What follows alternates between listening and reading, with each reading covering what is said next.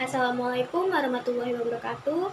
Perkenalkan, saya Sarita Tasya Ayu Aprilia dari Prodi S1 Manajemen dengan NIM 22081020104. Di sini saya akan sharing mengenai mata kuliah Manajemen Keuangan, materi Capital Structure atau yang bisa kita kenal struktur modal. Jadi, ini ada beberapa referensi yang menjadi panduan saya.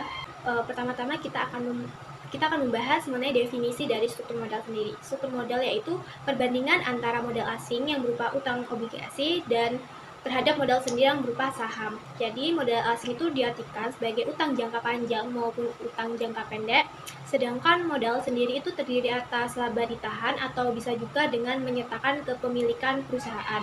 Dan untuk kebutuhan pendanaan sendiri itu berasal dari modal sendiri atau modal dari perusahaan seperti cadangan laba yang berasal dari pemilik dan itu disebut dengan saham. Sedangkan dana dari luar sendiri itu yaitu pinjaman dari kreditur. Dan kondisi struktur modal yang optimal itu adalah struktur modal yang dapat mengoptimalkan keseimbangan antara risiko dan pengembalian sehingga dapat memaksimalkan harga saham. Dan adapun faktor-faktor yang mempengaruhi struktur modal, yang pertama, stabilitas penjualan. Jadi, perusahaan yang memiliki penjualan yang stabil, maka akan secara aman mengambil hutang dengan jumlah yang besar. Dan yang kedua ada struktur aset. Ketika perusahaan memiliki aset yang memadai, maka itu bisa dijadikan jaminan pinjaman untuk pinjaman utang. Dan yang ketiga ada profitabilitas, di mana perusahaan yang memiliki profit tinggi itu sedikit menggunakan utang, seperti misalnya perusahaan Intel, perusahaan Microsoft, perusahaan Coca-Cola. Nah, perusahaan tersebut itu tidak membutuhkan pendanaan utang yang terlalu banyak.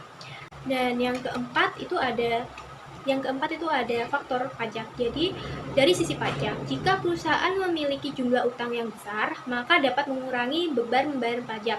Jadi, bunga itu merupakan suatu beban pengurangan pajak. Baik, yang selanjutnya ada teori-teori dari struktur modal. Yang pertama, pendekatan tradisional. Nah, menurut pendekatan ini itu mengatakan bahwa terdapat hubungan antara struktur modal dengan nilai perusahaan. Nah, dikatakan struktur modal yang optimal itu ketika struktur modal itu bisa diubah-ubah agar bisa memperoleh nilai perusahaan yang optimal. Misalnya, perusahaan itu cenderung atau lebih baik menggunakan pendanaan utang untuk kegiatan operasional perusahaannya, atau mungkin perusahaan lebih baik menggunakan saham atau modal sendiri untuk kegiatan operasional perusahaannya. Dan yang kedua ada teori MM atau teori Modigliani dan Miller. Nah, teori ini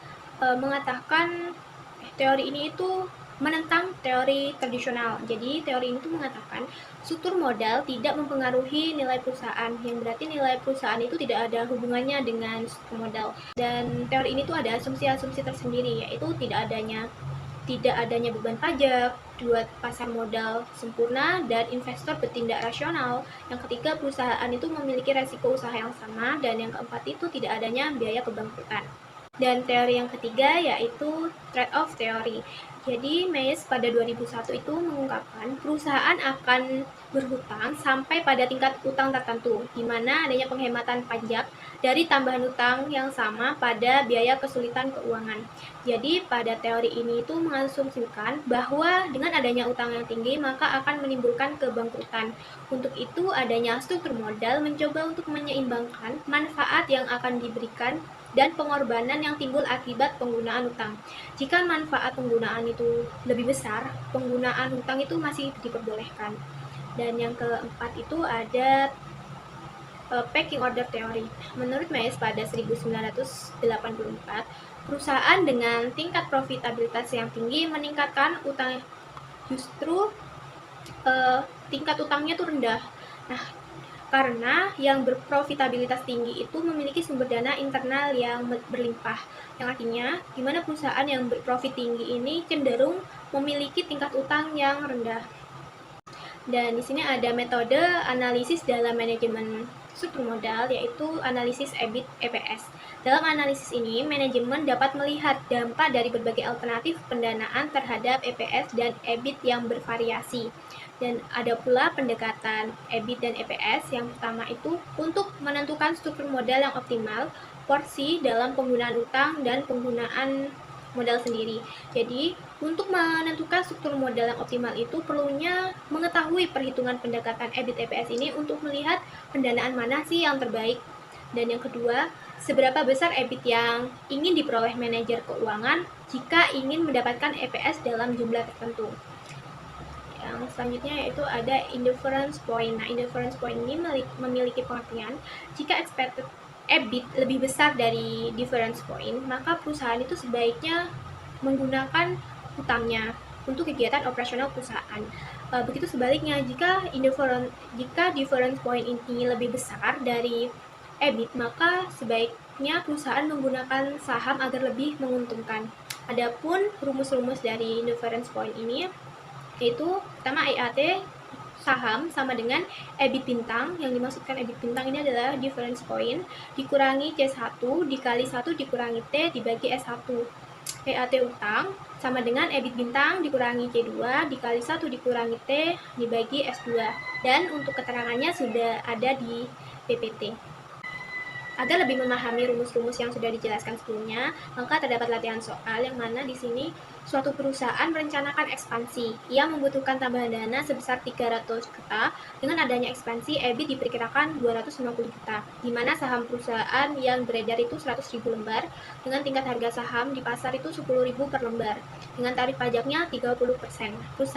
Perusahaan ini dihadapkan oleh dua alternatif pendanaan, yang mana alternatif pertama itu penggunaan modal sendiri dengan menerbitkan saham baru pada tingkat bunga harga pasar, dan alternatif kedua itu seluruhnya menggunakan utang pada tingkat bunga 20% per tahun.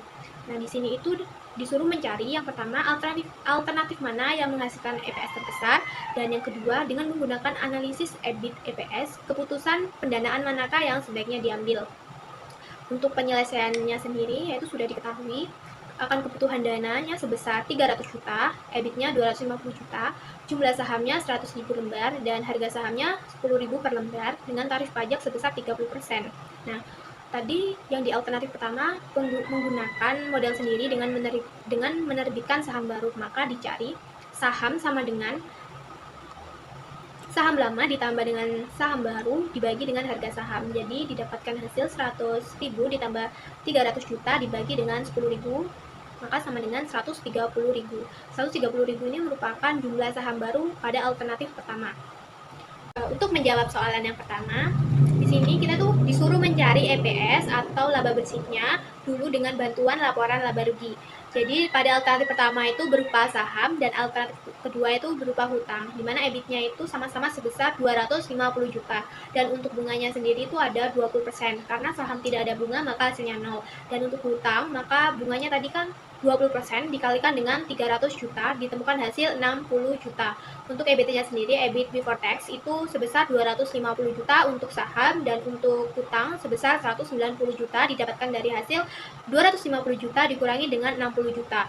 Dan untuk pajaknya sendiri di sini sebesar 30%, dan untuk sahamnya sendiri pajak 30% dikalikan dengan 250 juta didapatkan hasil 75 juta. Dan untuk hutangnya sendiri pajak 30% dikali 190 juta didapatkan hasil 57 juta. Untuk EAT earning after tax di saham itu didapatkan sebesar 175 juta yang berasal dari 250 juta dikurangi 75 juta. Dan untuk hutangnya sendiri EAT-nya itu sebesar 133 juta. Untuk jumlah sahamnya pada saham itu sebesar 130.000, dan untuk hutang jumlah sahamnya itu 100.000, dan didapatkan EPS-nya pada saham sebesar 1.346,15 didapatkan dari hasil 175 juta dibagi dengan 130.000, dan untuk hutang sendiri EPS-nya itu didapat 1.330. Nah, jika dilihat dari kedua hasil EPS antara saham dan hutang, maka saham itu lebih besar dari hutang. Maka sebaiknya perusahaan itu menggunakan saham dengan menerbitkan saham baru daripada harus menggunakan hutang. Baik, selanjutnya penyelesaian pada soal kedua, di mana kita tuh menganalisis EBIT EPS dan mencari pendanaan mana sih yang terbaik. Jadi di sini tuh rumusnya EBIT bintang dikurangi C1 dikali 1 dikurangi T dibagi S1 dikali EBIT bintang dikurangi C2 dikali 1 dikurangi T dibagi S2. Tadi pada alternatif pertama kan tidak ada bunga, maka bunganya itu 0. Di sini EBIT bintang dikurangi 0 dikali 1 dikurangi 0,3 itu merupakan pajak dibagi 130.000. 130.000 ini merupakan saham pada alternatif utama. Dikali EBIT bintang dikurangi 60 juta dikali 1 dikurangi 0,3 pada pajaknya dibagi 100.000. Dan ditemukan hasil EBIT bintang dikali 0,7 dibagi 130.000 dikali EBIT bintang dikurangi 60 juta dikali 0,7 dibagi 100.000. Dilakukan perhitungan silang, yaitu EBIT bintang 70.000 sama dengan EBIT bintang dikurangi 60 juta dikali 0,7 dikali 130.000. Dimana 70.000 EBIT bintang ini sama dengan 91.000 EBIT bintang dikurangi 5.460 miliar. Dilakukan pindah ruas menjadi min 91.000 EBIT bintang ditambahkan dengan 70.000 EBIT bintang sama dengan 5.460 miliar. Lalu didapatkan hasil min 21 EBIT bintang sama dengan min 5.460 miliar. Lalu EBIT bintang sama dengan min 5.460 miliar ini dibagikan dengan min 21.000 EBIT bintangnya, lalu dihasilkan sebesar 260 juta. Setelah ditemukan hasil bahwa pada EBIT awal ini sebesar 250 juta, sedangkan EBIT bintang atau EBIT difference point ini didapatkan hasil 260 juta. EBIT bintang itu lebih besar daripada EBIT awal, maka perusahaan itu seharusnya menggunakan modal sendiri atau menerbitkan saham baru untuk pendanaan kegiatan perusahaannya. Sekian pemaparan materi yang bisa saya sampaikan. Semoga bermanfaat untuk saya dan teman-teman semua. Terima kasih dan wassalamualaikum warahmatullahi wabarakatuh.